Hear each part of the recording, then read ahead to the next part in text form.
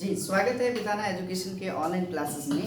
अब हम लोग मौर्य वंश के क्रम को बढ़ाते हुए यह मौर्य वंश की तीसरी चैप्टर को समझेंगे। इससे पहले के वीडियो में हमने समझा था मौर्य काल के बारे में, जिसमें शुरुआत में मैंने राजा के बारे में बताया था, और दूसरा वीडियो हमारा क्लिप अपलोड हुआ है मौर्य वंश द्वितीय, जिसमें सामाजिक, आर्थिक और राजनीतिक बातों को बताया है। अगर वो वीडियो अगर आप नहीं देखे हैं तो इस वीडियो की डिस्क्रिप्शन बॉक्स में इसका लिंक दे दिए जा रहे हैं, वहाँ से भी आप उसको देख लेंगे।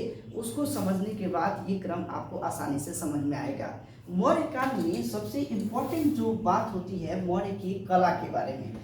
जो मौर्य कला का विस्तार यह सबसे पहले सिंधु घाटी सभ्यता के बाद जो है ये कला का वृहद विस्तार देखने को मिलता है मौर्य के काल में। मौर्य समय में ही कला का विस्तार व्यापक रूप में देखने को मिलेगा, जिसमें अलग अलग शिलालेख, अभिलेख, स्तंभ लेख, और आप देखेंगे कि जैसे राजप्रसाद, बड़े महलों का निर्माण करना, स्तूप का निर्माण करना, ठीक है। तो ये सारी चीजें जो है ना मौर्य की कला के हिस्सों में आता है।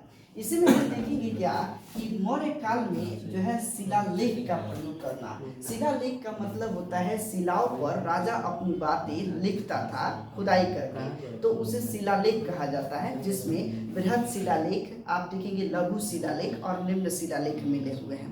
इसी के अलावा आप देखेंगे कि इसमें शिलालेख के अलावा हम स्तंभ लेख को भी समझेंगे, इसके बाद गुहा लेख को समझेंगे, राजप्रसाद को समझेंगे। तो ये कुछ इम्पोर्टेंट उस समय के जो है कलाकृति थी, जिस समय राजा जो है अपनी बातों को कला के माध्यम से लोगों तक पहुंचाने का काम करता था। तो राजा जो है शिलालेख, यहाँ पर देखेंगे कि 14 शिलालेख का प्रमाण देखने को मिलता है, जिसमें प्रथम शिलालेख, द्वितीय, तृतीय, इस तरीके से 14 शिलालेख अलग अलग जगहों से मिलते हैं। और अभी नवीनतम शिलालेख का एक और खोज हो चुका है, जिसका नाम सन्नाटी शिलालेख है। यह कर्नाटक के गुलबर्गा जिला में है। इसकी खोज 1989 में 1989 में की गई। ये एक हाल में खोजी गई शिलालेख है। इसमें आप देखेंगे कि प्रथम शिलालेख, जो पहले शिलालेख थी, उस पर राजा अपनी क्या बातें स्पष्ट की है, वो कभी कभी एग्जाम में आ जाता है। तो पहला शिलालेख में राजा, चूंकि अशोक के समय में ये सब शिलालेख का प्रयोग ज्यादा हुआ है, और राजा जो है अशोक पशु बलि की निंदा करता है। इसी में कहा जाता है कि पशुओं की हत्या पर रोक लगाया जाए, क्योंकि पशु बलि जो है एक बहुत ही घटिया जो है ये कहा गया, क्योंकि इसी में प्रथम शिलालेख में पशु बलि को जो है बृहद रूप से इसका निंदा की गई है पहले शिलालेख में। इसी तरीके से आप देखेंगे कि जो दूसरी शिलालेख थी उसमें जो है चिकित्सा संबंधित बात कही गई है, जिसमें कहा गया कि मनुष्यों का बेहद अच्छी चिकित्सा हो, अच्छे ढंग से इलाज हो, साथ ही मनुष्यों के साथ साथ पशुओं की भी चिकित्सा व्यवस्था सुदृढ़ होनी चाहिए। इसी के क्रम में द्वितीय शिलालेख में अशोक ने अपने पूरे साम्राज्य में भी चिकित्सा की व्यवस्था अच्छा किया था। साथ ही इस साम्राज्य के अगल बगल के जो तटीय क्षेत्र थे, जो बॉर्डरी लाइन थे, बॉर्डरी लाइन के उस पर भी आप देखेंगे कि वहाँ पर भी इलाज की व्यवस्थाएं अच्छा किया था। तो ये द्वितीय शिलालेख से यह जानकारी मिलता है कि उस समय चिकित्सा व्यवस्था को सुदृढ़ करने के लिए दूसरे शिलालेख में राजा अपनी बातों को स्पष्ट करता है। इसी तरीके से तृतीय शिलालेख में राजा बताता है कि अपने माता पिता का आदर करे, सम्मान करे, गुरुओं का सम्मान करे, नैतिकता संबंधित बातें उसमें स्पष्ट किया हुआ है। लेकिन वो कुछ खास एग्जाम इम्पोर्टेंट नहीं था, इसलिए मैंने इसको पेन डाउन यहाँ पे नहीं किए हैं। लेकिन उसी तरीके से ज़्यादातर एग्जामों में पूछे जाते हैं जो शिलालेख संबंधित, उसको मैंने यहाँ पे डिटेल्स में डिस्क्राइब किया है। जिसमें चौथा शिलालेख जो था, चौथा अभिलेख, अशोक का चौथा शिलालेख जो है, ये बताता है भारी घोष की जगह पर धम्म घोष की नीति को अपनाया।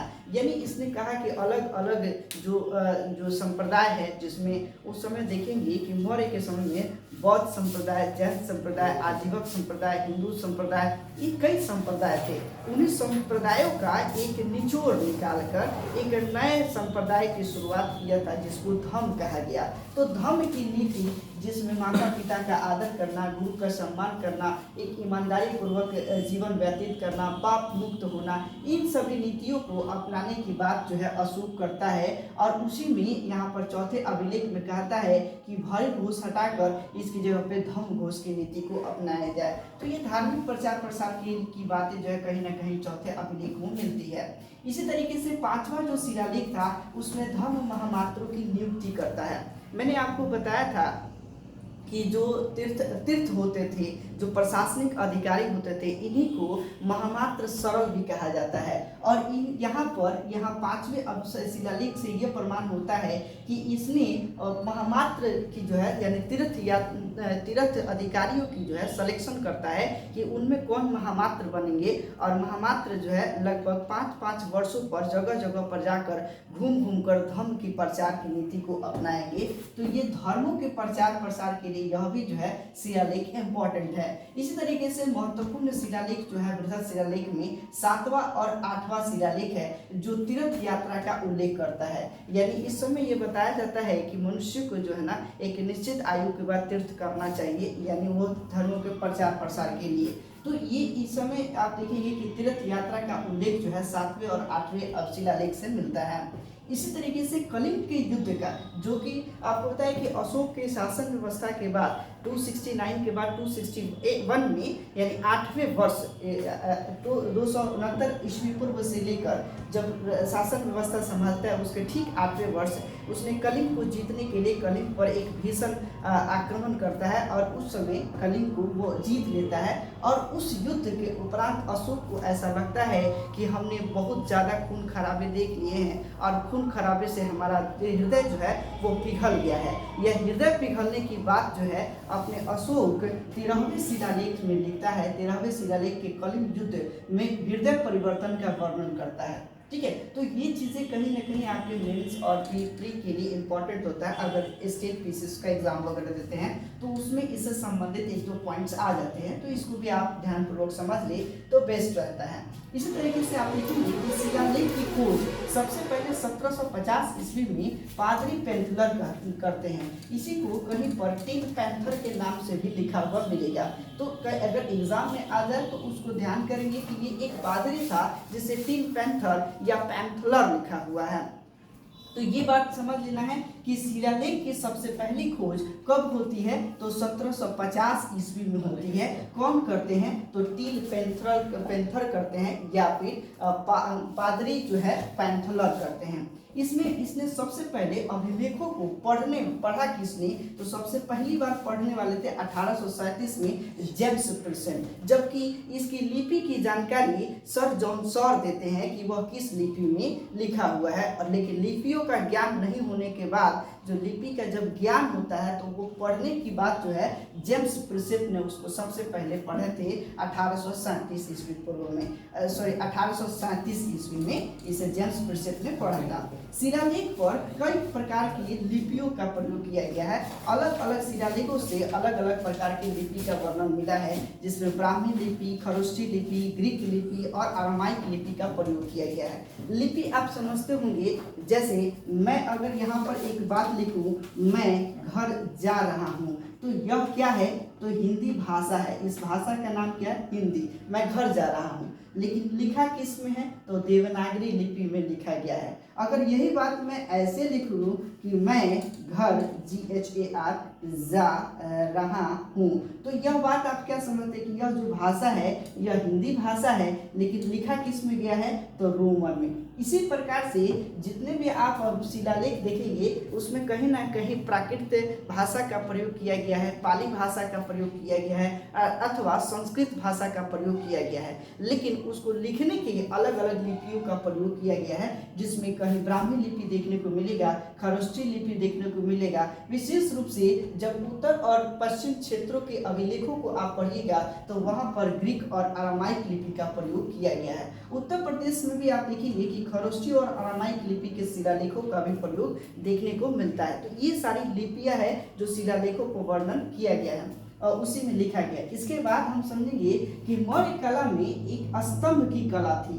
स्तंभ जो होता था कि एक पत्थर को जो है ना जो पत्थर को सीधे शिला को ही काट कर गोल शिला पत्थर काट करके और जो अशोक थे बीच चौराहे पर गड़वा देता था और उसी पर कलाकृति होती थी। उसके ऊपर जो है देखेंगे कि पशु का जो है आकृति बनाई गई, कहीं गेंडा का मिलता है, कहीं सिंह शेर मिलते हैं, ठीक है, कहीं बैल एक सिंगी वाला मिलता है, बैल मिलता है। तो ये चीज़ यहाँ पर जो है आकृति कलाकृति की गई रहती है। इसी में आप देखेंगे कि इसी पर बहुत सारे पॉइंट्स को नोट डाउन किया गया रहता था।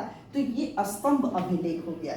इसमें आप देखेंगे कि सबसे इम्पोर्टेंट स्तंभ अभिलेख जो है सारनाथ का स्तंभ है, जो राष्ट्रीय चिन्ह के रूप में आज भी हम लोग उसका प्रयोग करते हैं, देखते हैं। तो स्तंभ जो है टोटल भारत क्षेत्र से 7 प्रकार के 7 स्तंभ लेखों का प्रमाण देखने को मिलता है, जिसमें सारनाथ स्तंभ बहुत ही महत्वपूर्ण होता है। इसी में सारनाथ स्तंभ पर जो स्तंभ बना है, इसके ऊपर 4 सिंह है, 4 सिर है। कहीं कहीं आप देखिएगा सामने से देखने पर उसमें 3 शेर ही दिखाई देते हैं, 3 सिंह दिखाई देते हैं, जबकि वहाँ उसके चारों तरफ देखेंगे तो 4 सिंह का प्रयोग किया गया है। कई बार परीक्षाओं में पूछा गया है कि सारनाथ के अशोक स्तंभ से कितने शेर का प्रमाण मिलता है, तो आपका जवाब होगा 4, जबकि सामने से देखने पर कितने दिखेंगे, 3 दिखाई देंगे, जो मुहरों पर प्रयोग होता है। जो हम लोग मुहर भी जो है उसका लोगो, भारत सरकार का जो लोगो है वह भी इसी स्तंभ से लिया गया है।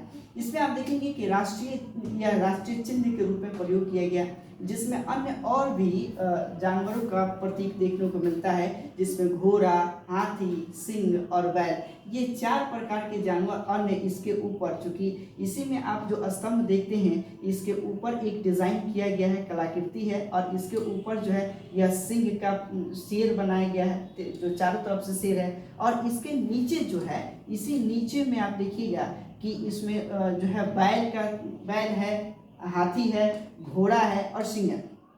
तो इसके निचले हिस्से में जो है ये 4 और पशुओं को जो है इसमें डाला गया है। तो कभी कभी परीक्षाओं में आ जाता है कि अशोक के सारनाथ स्तंभ में कौन पशु नहीं है, तो आपको चारों पशु की जानकारी होनी चाहिए। इसके लिए एक छोटा सा ट्रिक समझ लेंगे तो आसानी से याद हो जाएगा। अशोक के जो सारनाथ स्तंभ है, इसमें 4 अन्य जो है आपको मिलेंगे पशु, जिसमें ये देखेंगे कि हेलो वर्ड याद रखेंगे, हेलो से आप क्लियर कर लीजिएगा। हेलो में होता है H फॉर हॉर्स मतलब घोड़ा, E फॉर एलिफेंट मतलब हाथी, L फॉर लैम मतलब सिंह और O फॉर ऑक्स मतलब बैल। तो ये 4 जो है अन्य पशु की चर्चा देखने को मिलता है सारनाथ के अशोक स्तंभ से। इसी में आप देखेंगे कि इसके बाद जो है गुहा लेख, यानी गुफा के अंदर कुछ अभिलेख लिखना, उसको खुदाई करके और वहाँ पर भी राजा की बातें को या वहाँ की नियमावली को उसमें लिखा गया, उसे गुहा लेख कहा गया। आप देखेंगे कि बराबर की पहाड़ियों में, बराबर की पहाड़ी जो बिहार गया जिला में स्थित है, वहाँ पर आप देखेंगे कि बराबर की गुफा को काट करके और उसके अंदर निवास स्थान बनाया गया था अशोक के द्वारा, जो आजीविकों के लिए था। आजीविका जो थे ये एक संप्रदाय था जो अशोक के पिता बिंदुसार उससे संबंधित थे। आजीवक विशेष रूप से नियतिवाद संप्रदाय थे, जो ये नियति के ऊपर छोड़ देते थे कि जो हो रहा है वो नियति के हिसाब से चल रहा है। तो आजीवक संप्रदाय के जो ये थे प्रवर्तक जो थे, जो इनका जो प्रचार प्रसार जिन्होंने निर्माण किया, तो उनका नाम था, आपको बताए थे मैंने पिछली क्लास के वीडियो में, मोकलीपुत्र गोसाल। तो ये आजीवक संप्रदाय के जो है स्थापन करता थे, और इन्हीं आजीविकों के लिए जो है अशोक ने बराबर की गुफा, बराबर की पहाड़ी को कटवा करके अंदर जो है गुफा का निर्माण किया और उसमें भी अभिलेख लिखवाया, तो उसे गुहा लेख कहा गया। इसी के साथ आप देखेंगे कि बाद में अशोक का जो है पौत्र होता है, अशोक का पुत्र जो होता है कुणाल, और कुणाल का पुत्र दशरथ ने भी नागार्जुन की पहाड़ियों को कटवा कर गुफा का प्रयोग, गुफा का निर्माण करवाया था। लेकिन नागार्जुन की जो पहाड़ियाँ कटवाया गया तो उसमें ये कहा गया था कि किसी एक संप्रदाय के लिए निवास स्थान नहीं, कहीं ये इंडिकेट नहीं किया गया कि सिर्फ एक ही संप्रदाय के लिए, जबकि कोई भी ऋषि और जो संत लोग जो है, जो कहीं तपस्वी जो तपस्या कर रहे हैं, उनके लिए बरसातों के समय में उनके लिए जो है निवास स्थान के रूप में इसने बनवाया था नागार्जुन की पहाड़ियों को कटवा करके दशरथ ने। तो यहाँ से भी कुछ अभिलेख देखने को मिलता है, वहाँ से भी जानकारियाँ देखने को मिलता है। तो ये कलाकृति थी। ठीक इसी तरीके से कला के रूप में आप देखेंगे स्तूप का निर्माण करना, जिसमें सांची स्तूप का प्रयोग, सांची स्तूप बनाना। स्तूप जो होता है विशेष रूप से एक इस प्रकार का जो है अर्ध अंडाकार के रूप में बनाया जाता है और इसको ऊपर हर्ष का प्रयोग करके, इसी में आप देखेंगे कि जो बौद्धिस्ट लोग होते थे, जो बौद्ध धर्म के जो है सर्वश्रेष्ठ बौद्धिस्ट जो होते थे, उनके अवशेषों को इसके अंदर रखा जाता था और यही एक धार्मिक स्थान भी हो जाता था। लोग वहाँ पर जाते थे उनके अवशेष को समझने के लिए कि वो किन के थे। तो एक धार्मिक स्थान के रूप में भी एक स्तूप का निर्माण देखने को मिलता है, जो अशोक के समय में सबसे ज़्यादा बनाया गया। तो इसी में अंत में आप देखेंगे कि एटलीस्ट जब गुप्त वंश पढ़ेंगे तो उसमें हर्षवर्धन आता है और हर्षवर्धन कहता है कि स्तूप लगभग अशोक के समय 84,000 स्तूप का निर्माण जो है भारत में कराया गया, जो कि संभव नहीं लगता है उतने स्तूप होंगे, लेकिन कुछ स्तूप जरूर मिले हैं जहां से हमें स्तूप की कला के बारे में यानी मौर्य की कला के बारे में अधिक जानकारी देखने को मिलता है, जिसमें सांची का स्तूप इम्पॉर्टेंट है। सांची का स्तूप जो आप देखेंगे कि ये एक इस प्रकार का अर्ध अंडाकार और इसके चारों तरफ जो है लकड़ी का जो है इस प्रकार लकड़ी का जो है इसकी रेलिंग बनाई गई रहती थी और बाद में यही लकड़ी की रेलिंग को हटा करके यहाँ पर पत्थर की रेलिंग बनाना शुरू हो गया था। तो इस समय आप देखेंगे कि पाल का कला जो आता है, पाल वंश में भी इसको कुछ ना कुछ चेंजिंग किया गया है, तो उसको भी उस समय भी आपको देखने को मिलेगा। इसी तरीके से राजप्रसाद, जिसे राजा का घर कहा जाता है, राजप्रसाद विशेष रूप से पाटलिपुत्र से मिला है और यहाँ पर 80 स्तंभों वाला, मतलब 80 जो है स्तंभ वाला एक बड़ा सा महल मिला है, जिसके नीचे जो है लकड़ी का बेस, लकड़ी का ये बनाया गया था और ऊपर की जो छतें थी वो भी लकड़ी का बनाया गया था। तो इसमें विशेष रूप से पत्थर एवं लकड़ी का प्रयोग करके और तब जाके एक बड़े से महल का निर्माण कराया गया था, जिसे राजप्रसाद कहता है। इसी को देखकर मेगास्थनीज कहता है कि यह इंसानों के द्वारा नहीं बनाया गया होगा, यह देवताओं के द्वारा बनाया गया संभवतः भवन होगा। तो ये मेगास्थनीज की एक अपनी जो है विचार रहती है। तो राजप्रसाद से भी हमें मौर्य की कला के बारे में जानकारी मिलती है कि उस समय की कला का विस्तार कितना अच्छा हुआ होगा, सुदृढ़ हुआ होगा। अब इसी में देखेंगे तो ये तो था, ये सभी आप देखेंगे कि जो है राजाओं के द्वारा बनाया गया जो है कला वगैरह कलाकृति थी। और इसके बाद लोक कलाकृति भी प्रमुख रूप में थी, जो निवासीगण जो बनाते थे, जो उस समय के जो जनता जो थी, जनता भी छोटी छोटी जो है अपनी कला का प्रदर्शन किए, जिसमें यक्ष और यक्षिणियों की मूर्ति का प्रमाण देखने को मिलता है। यक्ष जो होते हैं, जो विशेष रूप से देवताओं के जो है देवताओं की मूर्ति बनाना और देवियों की मूर्ति बनाने की जो है कला देखने को मिलेगा। इसी में आप देखेंगे कि लोक कला के रूप में NBPW यानी उत्तरी काली पॉलिश मृदभांड यानी बर्तन का निर्माण, जो उत्तरी काली मिट्टी से पॉलिश किया हुआ जो मृदभांड मिला है, यह एक लोक कलाकृति के रूप में देखने को मिलता है। तो ये एक उसी समय की कला है। NBPW का डेवलपमेंट होना, इससे पहले PGW था, ठीक, इसके बाद उसमें जो है चेंजिंग करके एक अच्छे मृदभांड का प्रयोग करना, बनाना, ये सारी चीज़ें जो है आपको देखने को मिलेगा मौर्य की कला के समय में ही। उस समय में आप देखेंगे कि मौर्य कला के टाइम में ही अशोक धर्म का जो है धर्मों के प्रचार प्रसार के लिए अभिलेखों के माध्यम से जानकारी मिलता है, शिलालेखों के माध्यम से जानकारी मिलता है, जिसमें अशोक का धर्म की जो नीति थी वो धर्म क्या था, पहले ये समझ लेते हैं। धर्म और धर्म में कोई विशेष अंतर नहीं है। धर्म उसी को कहा गया अशोक के आधार पर कि जितने सारे अभी के समय में धर्म चल रहे हैं, जैसे उस समय था हिंदू धर्म हो गए या बौद्ध धर्म हो गए, आजीविक धर्म हो गए, जैन धर्म हो गए, उन्हीं सभी धर्मों का जो सार था, जो अच्छी बातें जो थी, उसका वह निचोड़ निकाल दिया और उसी नैतिकता पर आधारित आप देखेंगे सभी धर्मों का सार था जो बौद्ध धर्म के साथ साथ अन्य नैतिकता पर आधारित एक प्रकार का धर्म की स्थापना किया था, जिसे धम्म कहा गया। उसमें बताया गया जैसे माता पिता का आदर सम्मान करे, गुरुजनों का सम्मान करे, पाप मुक्त हो जाए, ठीक है, इस तरीके से ईमानदारी पूर्वक रहें। ये सारी चीज़ें जो नैतिकता बातें थी, मोरल बातें जो थी, वो धम्म में सम्मिलित किया गया और इसका प्रचार प्रसार कहीं ना कहीं एक बृहद रूप से इसको कराने का पूरा प्रयास किया। धर्म प्रचार के लिए जो है प्रयास किया गया पूरी तरह से, जिसमें अब अशोक ने अपने पुत्र महेंद्र और पुत्री संघमित्रा को श्रीलंका में भेजता है प्रचार प्रसार के लिए। इसी तरीके से आप देखेंगे कि धम्म महामात्रों की नियुक्ति जो है किसके द्वारा होती है, अशोक के समय में ही धम्म महामात्रों की नियुक्ति की जाती है कि हर 5-5 वर्षों पर इस धम्म का प्रचार प्रसार किया जाए। इसी में आप देखेंगे कि धम्म का प्रचार प्रसार के लिए इसने कई जगह शिलालेख, स्तंभ, स्तूप का निर्माण करवाया, जिससे कि धम्म का प्रचार प्रसार हो सके।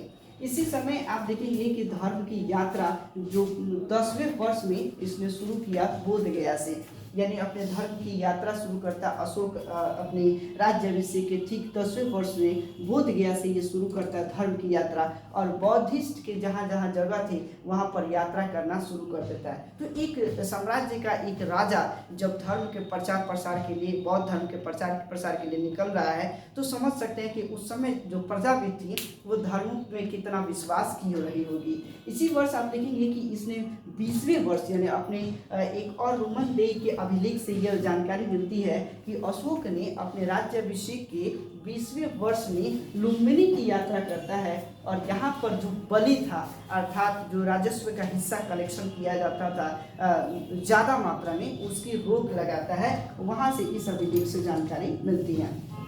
अब यहाँ पर धर्म की यात्रा का जो क्रम है वो कभी कभी परीक्षाओं में पूछ लेता है कि अशोक अपने धर्म की यात्रा कहाँ से शुरू करता है। तो धर्म की यात्रा सबसे पहले बोध गया से शुरू करता है, जहाँ महात्मा बुद्ध को ज्ञान की प्राप्ति होती है। ठीक इसके बाद महात्मा बुद्ध को ज्ञान की प्राप्ति के बाद यह अशोक जो है कुशीनगर की यात्रा करता है धर्म यात्रा में, जहाँ महात्मा बुद्ध का महापरिनिर्वाण होता है, मृत्यु होता है। ठीक इसके बाद अशोक ने लुम्बिनी की यात्रा करता है, जहाँ महात्मा बुद्ध का जन्म स्थल रहता है। ठीक इस तरीके से श्रावस्ती का यात्रा करता है, जहाँ महात्मा बुद्ध ने सबसे अंतिम उपदेश यहाँ पर दिए थे। तो अशोक के समय फिर इसके बाद श्रावस्ती के बाद सारनाथ की यात्रा करते हैं, जहाँ महात्मा बुद्ध ने सबसे पहला उपदेश दिए थे, वहाँ की यात्रा करता है। ठीक इसके बाद अंत में आप देखेंगे कि महात्मा ये कपिल वस्तु यहाँ पर पहुँचते हैं धर्म यात्रा के लिए अशोक। तो सबसे अंतिम यात्रा जो होती है कपिल वस्तु तक होती है। तो ये कहीं ना कहीं क्रम आपसे पूछ लेता है, तो ये क्रम को आप ध्यानपूर्वक समझ लेंगे तो आपसे ये धर्म संबंधित डिटेल्स आपका क्लियर हो जाता है। तो आज के वीडियो क्लिप में हमने समझा मौर्य की कला के बारे में, और इसके बाद हमने मौर्य में धर्म की नीति क्या थी उसको समझने का पूरा प्रयास किया। मेरी एक राय रहती है कि जब भी हमारा वीडियो क्लिप देखें तो इसके बाद आप कम से कम ऑब्जेक्टिव क्वेश्चन जरूर बनाएं, और इसके बाद भी आप पुस्तक को पढ़ें, जिससे आपकी जानकारी और अच्छी बढ़े। ठीक है, तो मिलते हैं अगले क्लास के वीडियो के लिए। धन्यवाद। Thanks a lot.